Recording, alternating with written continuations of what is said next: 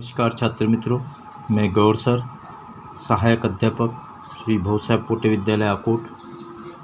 आज हम कक्षा 9वीं की छठी कविता ऐ सखी, जो कि एक पूरक पठन का भाग है। सखी का अर्थ होता है सहेली, जिसके रचिता हैं अमीर खुसरो। अमीर खुसरो जी का परिचय देखते हैं। अमीर खुसरो जी, जिनका जन्म 1253 पटियाली एटा उत्तर प्रदेश में हुआ, मृत्यु 1325 में। अबुल हसन यमुनुद्दीन खुसरो जनसाधारण में अमीर खुसरो के नाम से प्रसिद्ध है, यानी इनका एक उपनाम है अमीर खुसरो, जबकि इनका पूरा नाम अबुल हसन यमुनुद्दीन खुसरो है। वे पहले व्यक्ति थे जिन्होंने हिंदी, हिंदवी और फारसी में एक साथ लिखा है। अमीर खुसरो अपने पहेलियाँ और मुकरियों के लिए जाने जाते हैं। ये एक मुकरी है, इसमें 9 मुकरियाँ दी गई।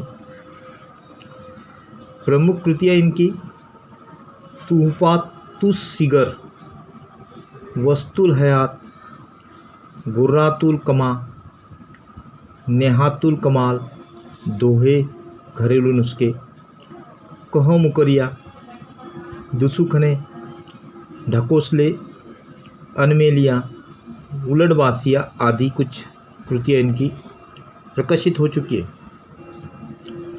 पद्य संबंधी,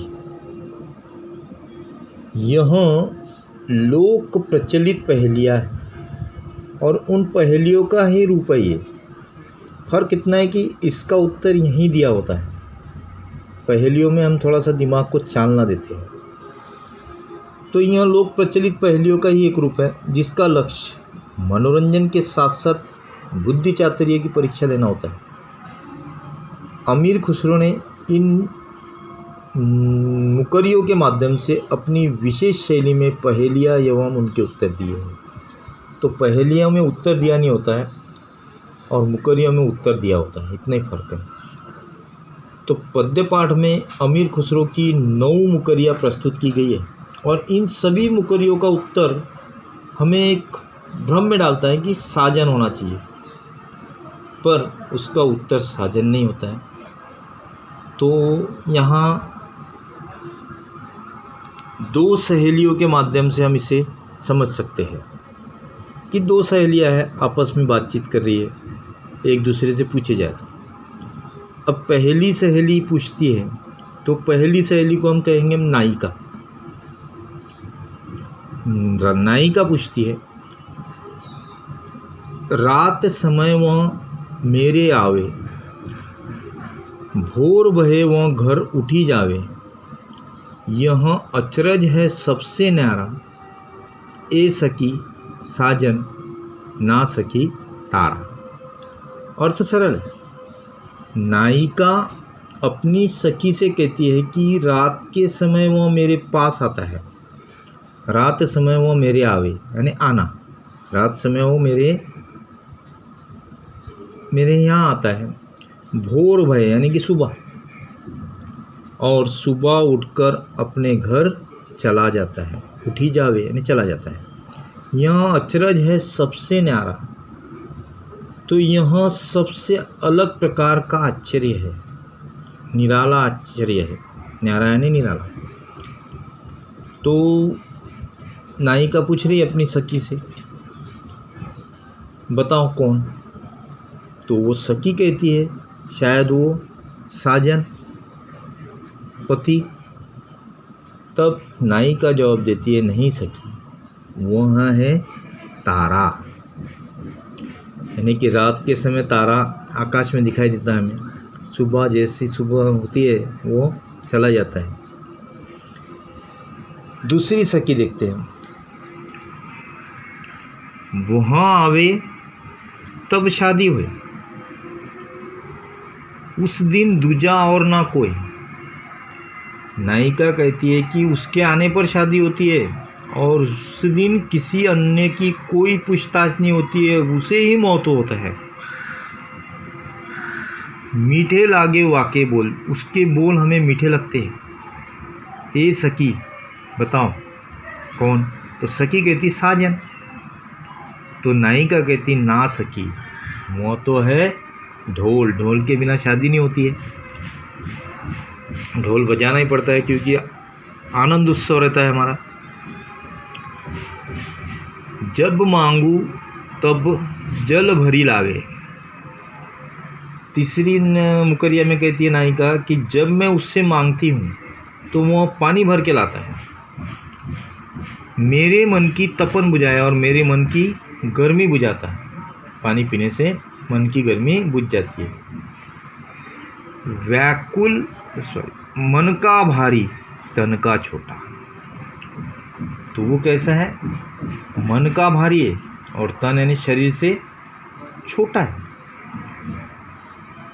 तो उसकी सखी क्या जवाब देती है नायिका को? कि वो साजन।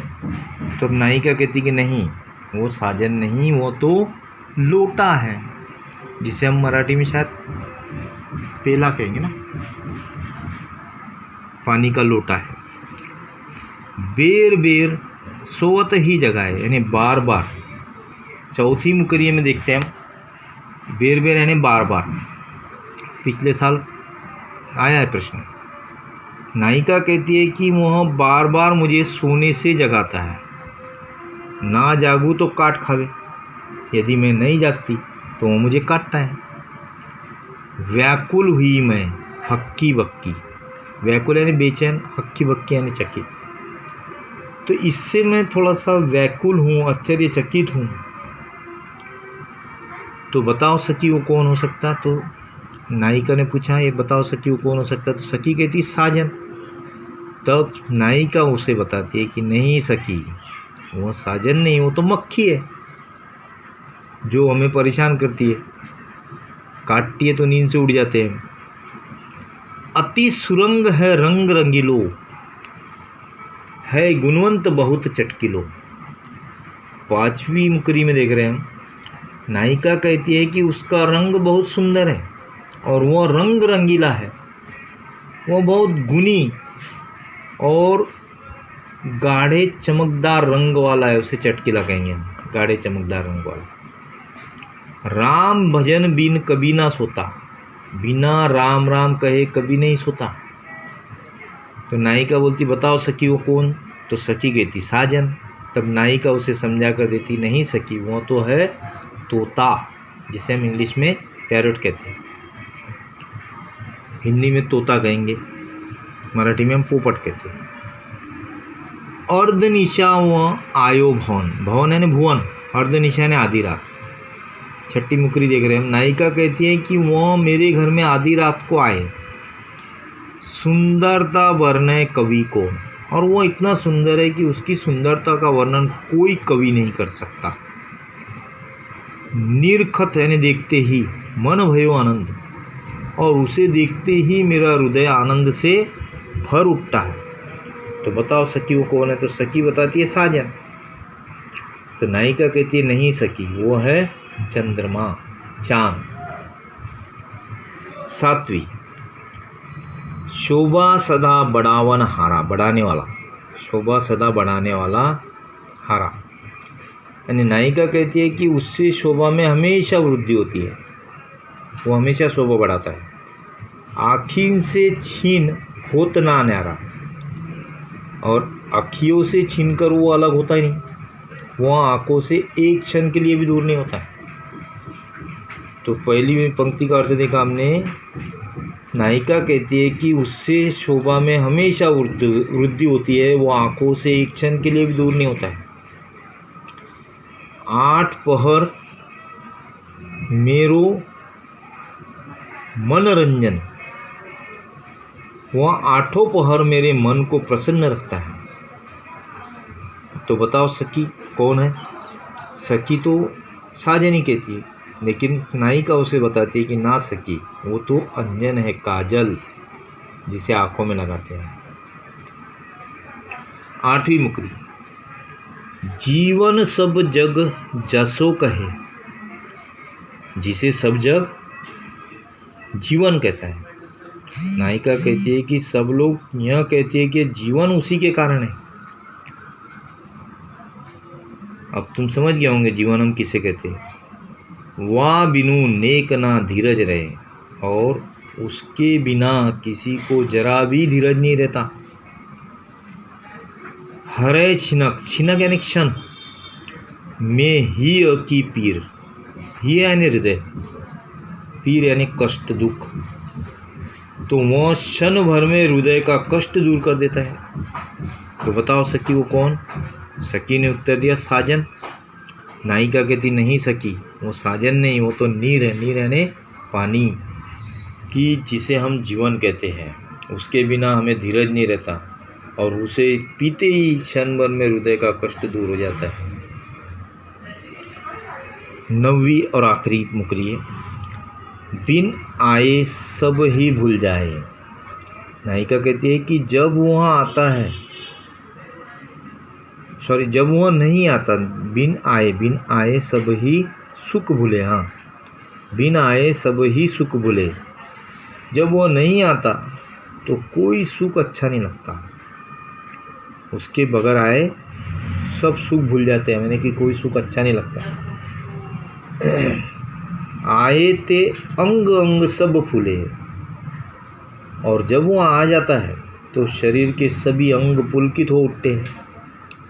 सीरा भई लगावत छाती, सीरा यानी ठंड, उसे छाती से लगाने पर हृदय शीतल हो जाता है। जिसे छाती पर लगाने से यानी हृदय को ठंडक महसूस होती है। तो सखी से नायिका पूछती है बताओ, तो सखी उसे उत्तर देती साजन।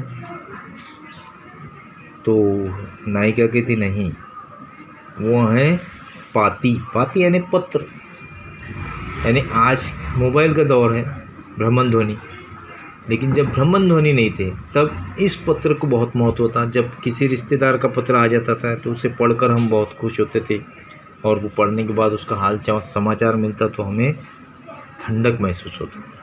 तो इस तरह से 9 मुकरियाँ सरल है, शांति से 4-4 मुकरियों का भी अर्थ अगर समझ कर लिया 2 दिन में भी तो भी चलेगा।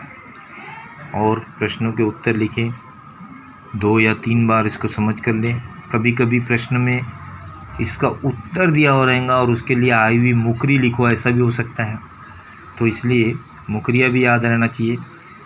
ध्यानपूर्वक 2 से 3 बार समझ कर ले, 2 भागों में बांटकर समझे, 2 दिन में समझे।